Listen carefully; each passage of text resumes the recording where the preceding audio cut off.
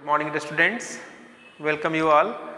Today we will start a new chapter of history, and this is the first class after winter vacation. The chapter name is the 18th century political formations. In this chapter we will study about the political condition of 18th century. Before starting the chapter, we have to know the answer of these introductory questions. These questions will check your comprehensive skill, understanding skill. So now come on the chapter, and before coming on the chapter we have to know the answer of these questions. The first question is, which Afghan ruler invaded North India 5 times? The second one is, name two groups in which Mughal nobility was divided. And what do you mean by the term political formations? So the answer of the first question, which Afghan ruler invaded North India 5 times, we will get the answer Ahmad Shah Abdali. The second question is, name two groups in which Mughal nobility was divided, Iranis and Turanis. And the third question is, what do you mean by the term political formations? So this question answer will be discussed in the starting of the chapter. So come on the chapter and try to understand it. Dear student, you know that we will see something significant happening in the subcontinent during the half of the 18th century. And you will notice that the boundaries of Mughal Empire were reshaped by the emergence coming of a number of independent kingdoms. We will know it. By 1765, dear student, you know that another power came in light. The British had successfully grabbed major parts of territory in eastern India. Understand? And afterward, the political condition in 18th century India changed quite dramatically within a relatively short span of time. Understand? So in this chapter we will read about the emergence of new political groups in the subcontinent during the first half of the 18th century. Understand?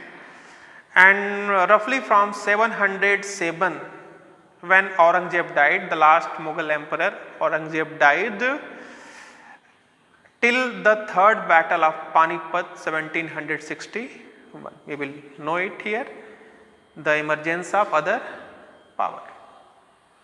So the dear student, the first subtopic is the crisis of the empire and the later Mughals.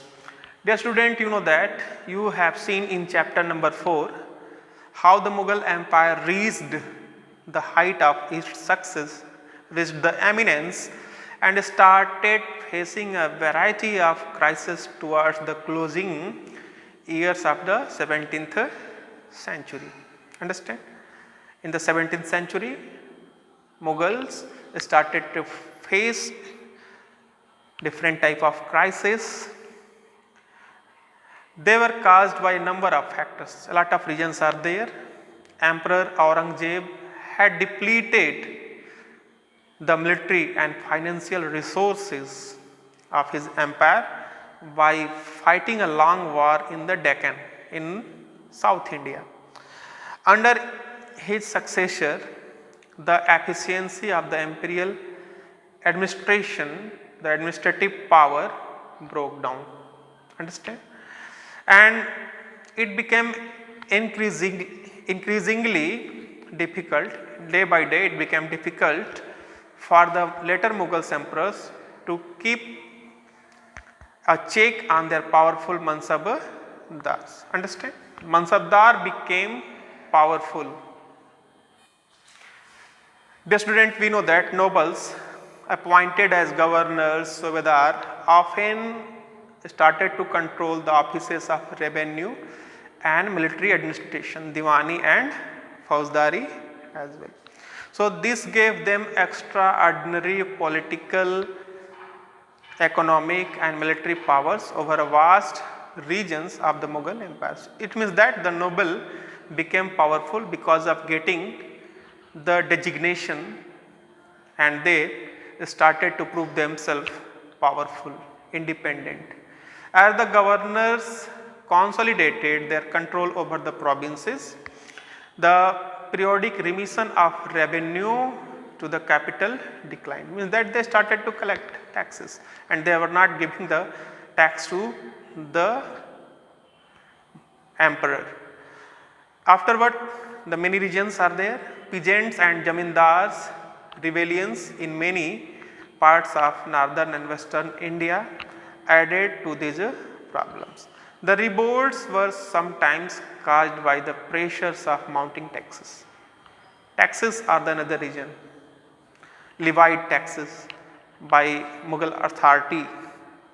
At other times there were attempts by powerful chieftains, and the powerful chieftains, they wanted to be independent.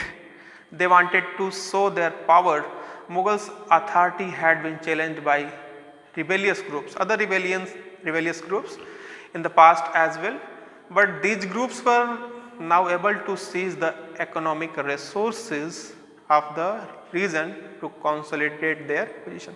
Because of getting power, the Mughal authority, they became independent and they started to loot, and they had dignified their positions. Understand? So the Mughal emperors after Aurangzeb were unable to arrest the gradual shifting of political and economic authority in the hands of provincial governors, local chieftains and other groups. It means that we are getting other powerful one were after Aurangzeb, the emperors after Aurangzeb were unable to control over politically and economically, because the provincial governors, local chieftains and other groups, they started to become powerful. So I hope that you have understood.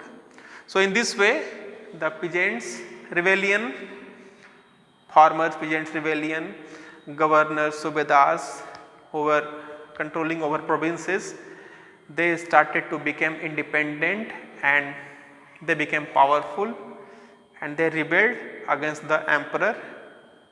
And after Aurangzeb, no other powerful ruler was in Mughal dynasty. So in this way, Mughal dynasty was going to in decreasing way. So I hope that you have understood this. Thanks for watching the video.